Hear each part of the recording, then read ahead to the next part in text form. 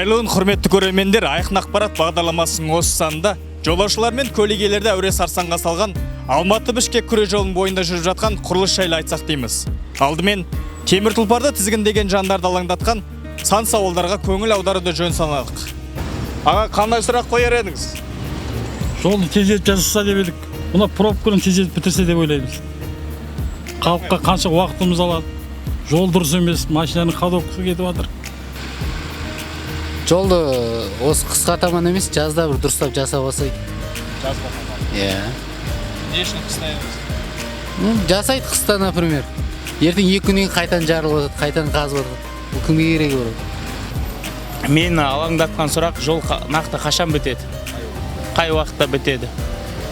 Өздеріңіз байқағандай барлығын алаңдатқан бір ғана сұрақ бар. Ол жол құрылысы қашан бітеді деген. Міне, осы сұраққа жауап алу мақсатында Қазавтожол ұлттық компаниясы акционерлік қоғамының Алматы облысы бойынша филиал директорының орынбасары Нұрхат Ақылтаевтан айқын ақпарат алсақ дейміз.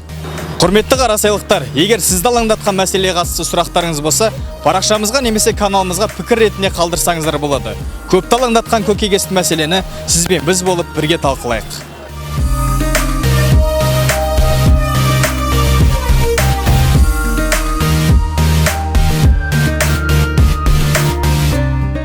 Жылдың басындағы жоспарымыз бойынша да осы эстакадан ашу, жаяу жүргіншілер жолын ашу, және де жаңағы біз жүру қозғалысын жаңағы 10 жолақты ашамыз деп бекіткенбіз. Енді біз жол жағынан кішкене қалып келе жатқан жағдайымыз бар.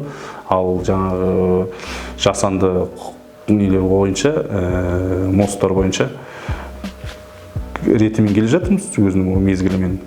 Бірақ биылғы жылдың жоспарынан қалғанмен бізде келісім шарт бойынша, мердігер компаниямен арамыздағы келісім шарт бойынша біздің құрылыс жұмыстарының аяқталу мерзімі 2020 жылдың соңы, 2020 жылдың соңына дейін біз барлық құрылыс жұмыстарын тездетіп аяқтаймыз деген ойдамыз. Ол мақсатқа жету үшін біз қыс бойы жұмыстарды тоқтатпаймыз, және де келесі жылы жылдың басынан ауа райы тұрақталған кезде біз жұмыстарды күшейтеміз. Қазіргі таңда жаңағы жауын-шашын, қар, ауа райының жаңағы температураның суықтауына байланысты біз асфальт жұмыстарын жүргізе алмаймыз. Өйткені жаңағы су алады, қатады деген сияқты ертең ол технологияны бұзған болып саналады. Енді жол құрылысына кедергі болып тұрған бізде қазіргі таңда 2 нысан қалып тұр. Ол екеуісі де жаңағы V-Oil жанар жағармай станциясы. Біреусі жаңағы айналма эстакадан астына түсіп тұр. Өздеріңіз көргендей, ол жаңағы Леруа Мерлен сауда кешенінің дәл алдында тұрған. Мосттың жаңағы біздің эстакадамыздың дәл астына келіп түсіп тұр. Одан кейін екіншісі жаңағы Іргелі ауылының қасында, ол жерде біздің жаңағы жүру жолағының астына түсіп тұр. Жол қозғалысының астына түсіп тұр, ол жерде де. Бізде мынандай жағдайда, жаңа бізде құрылыс жұмыстарын халық енді көріп жатыр.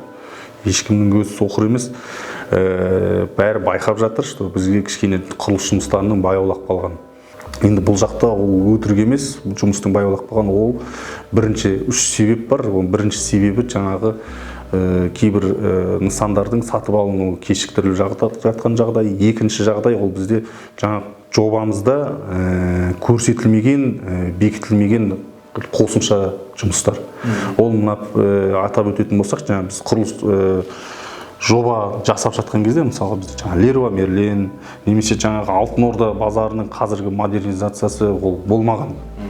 Сол себепті біз оларға ешқандай жаңа кіріп шығу жолдарын қарастырмағанбыз, сондай жағдайлар бар. Қазіргі таңда құрылыс жұмыстарының барысында біз жаңа Леруа Мерлен гипермаркеті пайда болды, енді оған біз үлкен жаңа кіріп шығу жолын салуымыз керек. Оны біз салып бердік. Немесе Алтын Орда базары жаңа 7 құрылысты өткеннен кейін Алтын Орда базары үлкен модернизация жасап, жаңағы жабық түрдегі базарлар салып жатыр. Сонымен қатар бізде жаңа жобада көрсетілген, жобамен бекітілген жаңағы аялдама дейміз ғой. Аялдама бізде кәдімгі қаладағыдай аялдама болған. Бірақ біз қазіргі Қарасай ауданы бар, әкімшілік бар, өзіміз жаңа қарастырып, халықтың нелерін ұсыныстарын қарастырып, ол жерге үлкен аялдама қарастырып жатырмыз. Және де үшінші себеп, жаңа атап өтетініміз, біздің жобамыз 2016-2017 жылғы құрылыс материалдарының, құрылыс жұмыстарының бағасымен жасалынған. Енді барлығы қазіргі таңда 2016 жылмен салыстырған кезде бағасы қазір шарықтап тұрғаны бар. Сол себепті бізде жаңағы мердігер компанияның тарапынан кішкене қаржылық қиыншылықтар туындап жатыр осы құрылыс материалдарын алу жағдайында.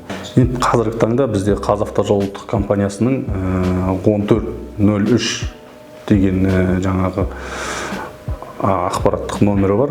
Ол жерде бізде өзіміздің операторлар отырады.